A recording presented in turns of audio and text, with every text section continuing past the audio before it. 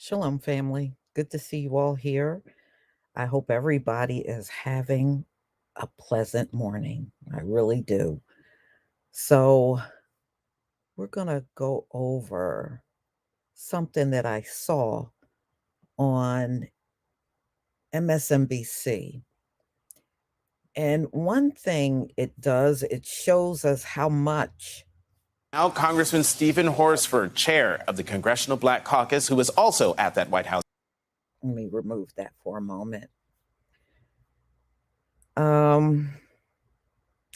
It just goes to show you how much they avoid the things that we are talking about on social media. You know, the reparations, qualified immunity, a crime bill.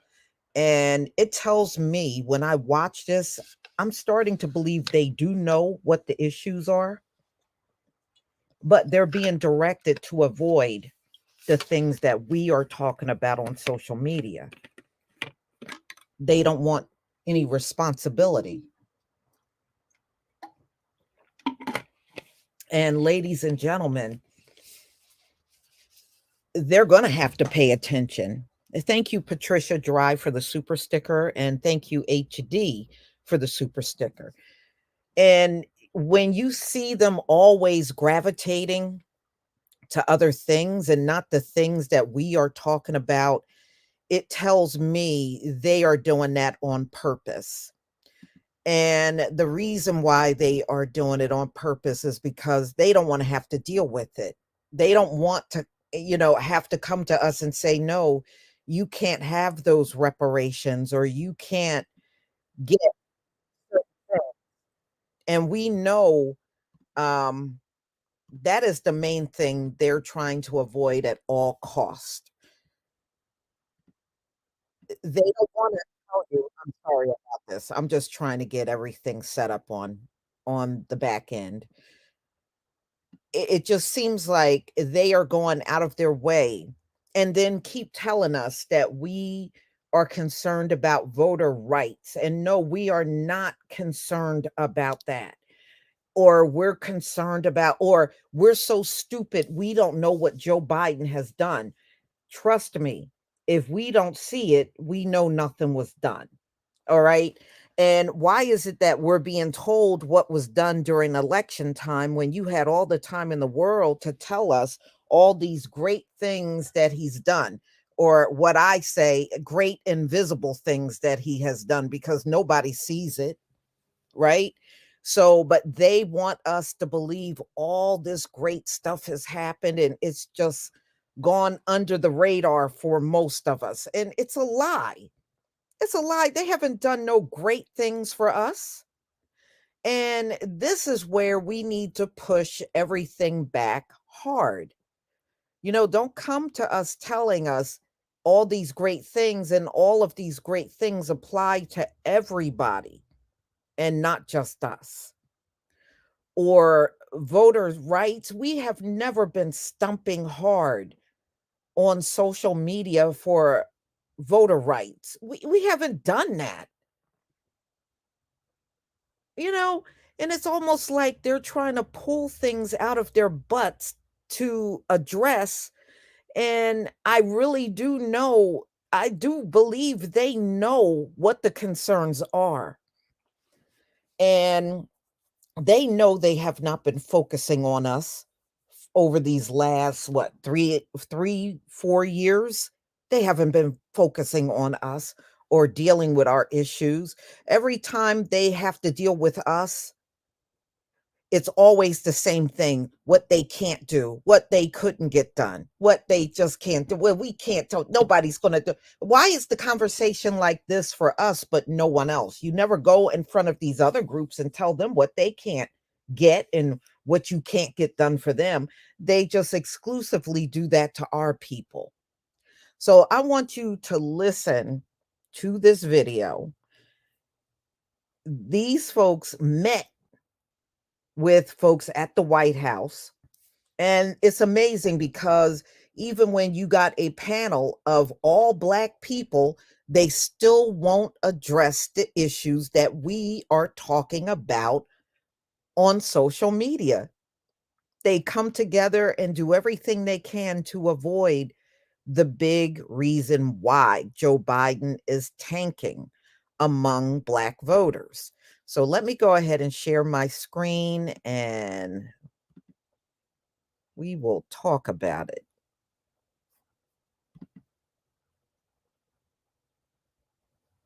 Here.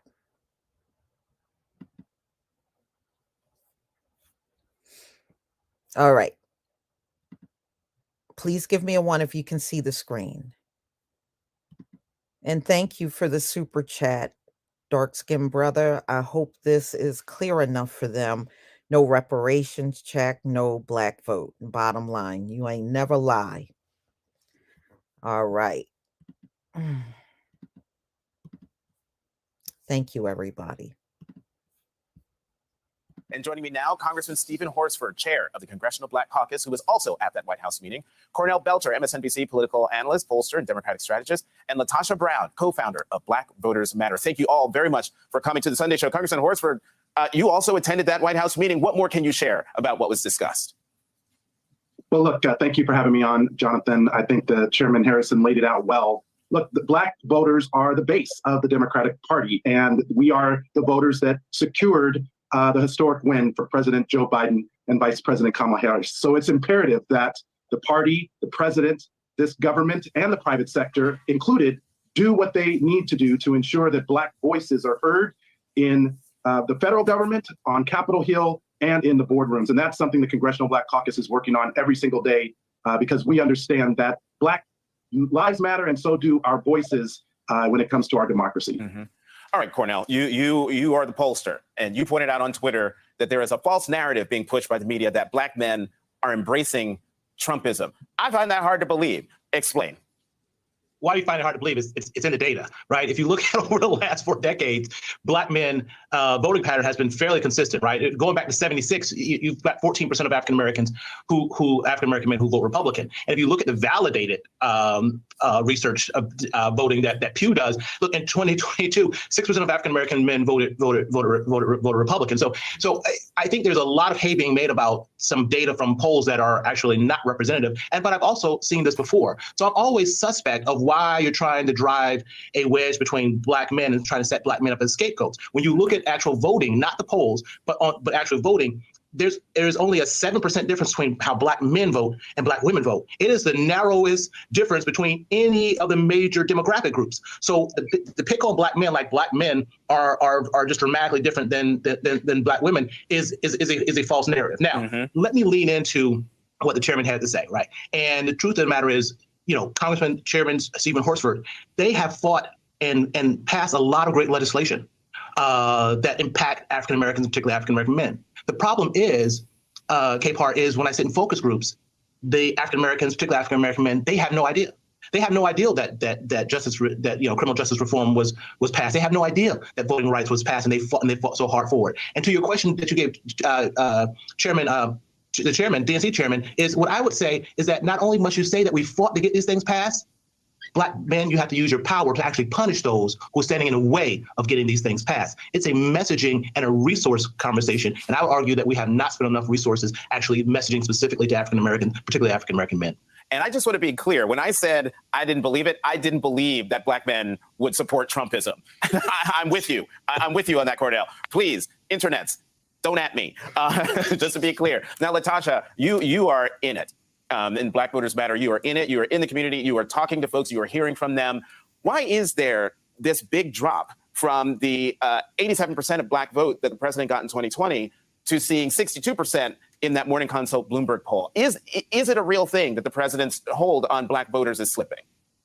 I think Biden has a burden that's bigger than Biden. And what I mean by that is that Black voters, when I'm talking to Black people, they're very concerned about the environment. It's not just in what has been passed. People are saying, what are you going to do for me now? In addition to that, there's a lot of, when we know that a lot of young voters and first-time voters engage in the process because they wanted to see criminal justice reform. That simply has not happened. We also knew that a lot of people that we talked to were interested in voting rights and making sure voting rights legislation was passed. That hasn't happened. In addition to that, there has to be the metrics. I think there's a disconnect in terms of the metrics in which sometimes the party uses as the metrics of success and how people see success. So while there is a low unemployment rate, there's a lot of economic anxiety among Black voters that I'm talking to that are interested in literally what does this mean economically in this kind of environment where they're seeing the rise of racism, when they're seeing the destruction of affirmative action and those kind of programs, that leads a certain level of uncertainty of what our economic future is. Latasha, let me stick with you before we go to a break. The President Biden's mantra, and I think it's a terrific mantra, don't compare me to the almighty, compare me to the alternative. But if that alternative is Trump or any Republican, given all the things that haven't happened from the Black voters' perspective, is there any way that those voters would either vote for the Republican, or is the bigger danger they stay home?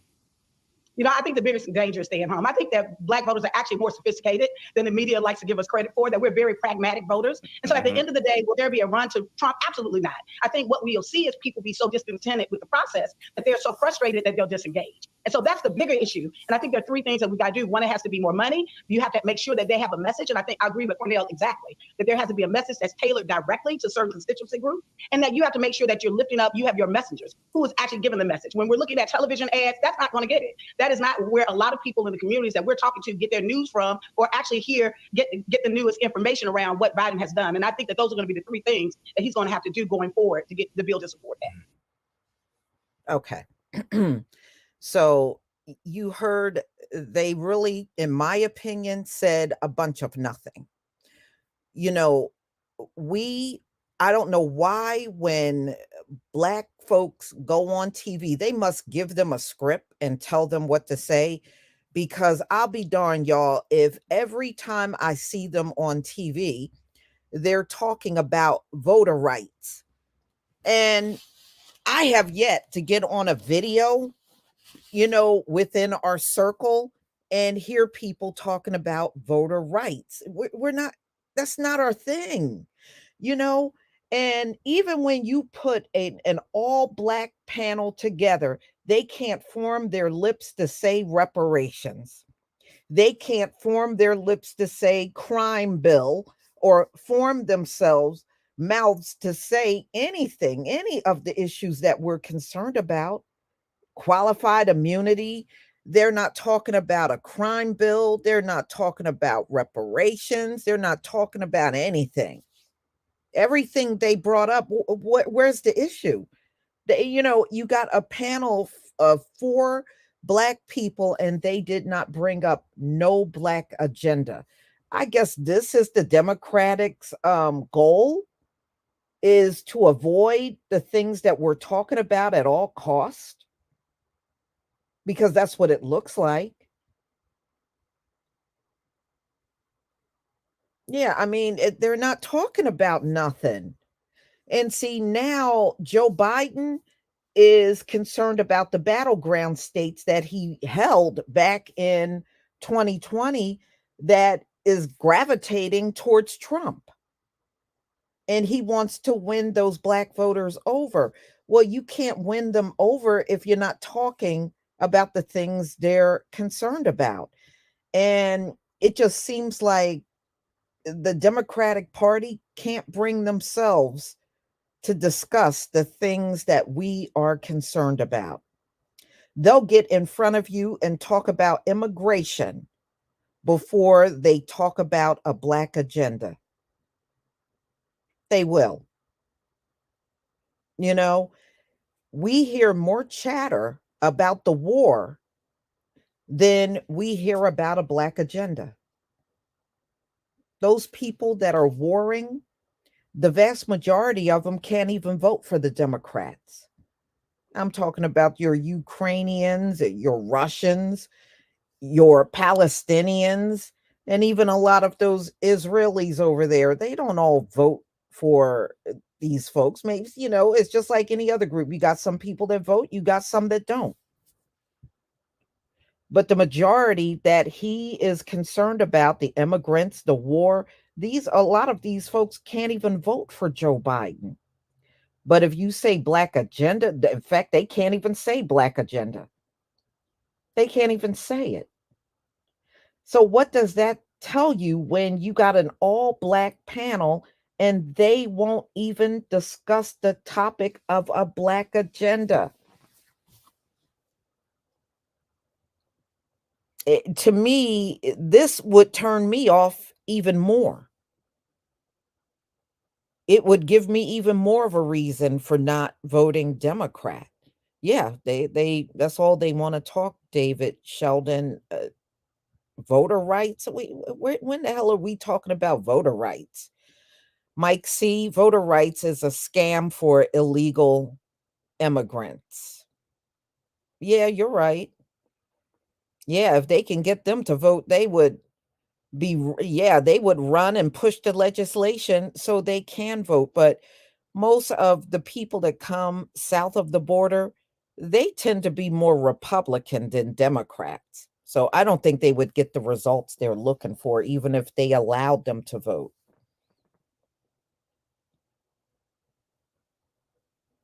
So, no matter what they're failing to do when they are discussing the politics of the black community and black voters, we just can't change course. And it just goes to show you, to me, the longer they avoid the topics that we want to hear about, the more it's demonstrating that all this time they have never cared about the black community. And all the times that our people have been voting, they have never, ever cared about the black community. They'll care about people that can barely vote for them over us. And, you know, one thing that is true, that first rep that spoke, he said, the black vote, he pretty much summed it up, is the backbone. It is. They're not going to win in 2024 without the black vote. Y'all like this? I put Joe Biden in my AI. Joe Biden's in the middle of an angry black mob. I love it.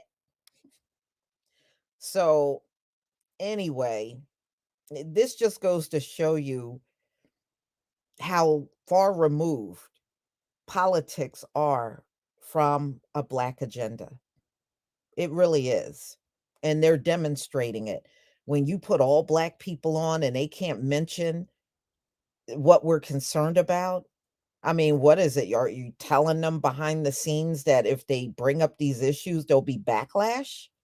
It's got to be something. It's got to be a reason why they won't talk about it, other than we know they're just anti black. I mean, you can have anti black people with blackface. We see it all the time. In fact, in this society, those are the ones they prop up the most. Thank you, Libra Justice. You said they would rather go down in flames before they will do anything for us. You're right. That's true.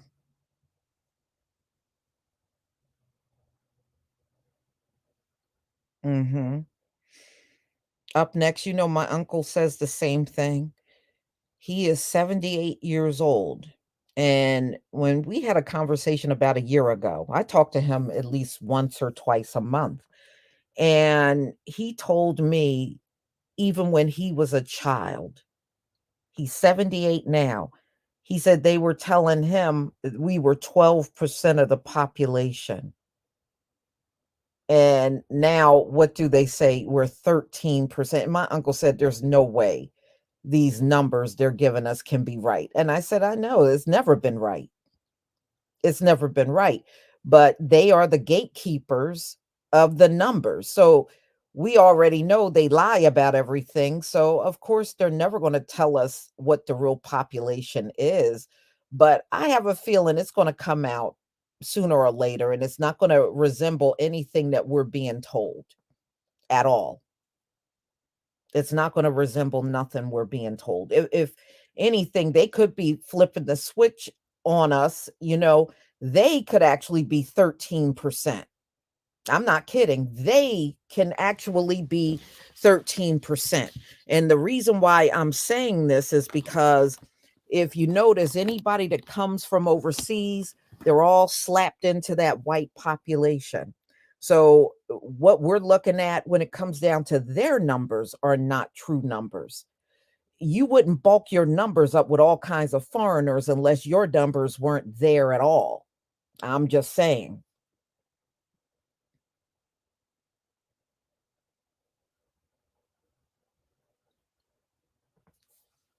Well, yeah, yep, it's already that way among the children.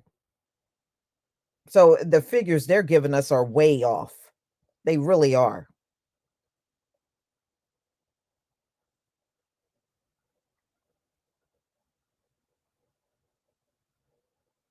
Mhm. I mean, look, everything else has been flipped on us, right? Aren't we told that our skin is a curse and their skin is what you aspire and what you want? And we know that can't be true. These suckers burn all up in the sun. We know that can't be true. I mean, everything is backwards. It's almost like everything about us, they have robbed and taken for themselves, and everything negative about themselves they put on us. So would it be far-fetched that they're really the ones that are 13% of the population? I'm just saying, y'all, nothing we get up in this society is the truth. Everything is bold-faced lies. And some of them will get mad at you if you don't believe the lie. If you blatantly don't believe it, you're not even telling the truth, and you're upset that I won't believe your lie. That says it all right there.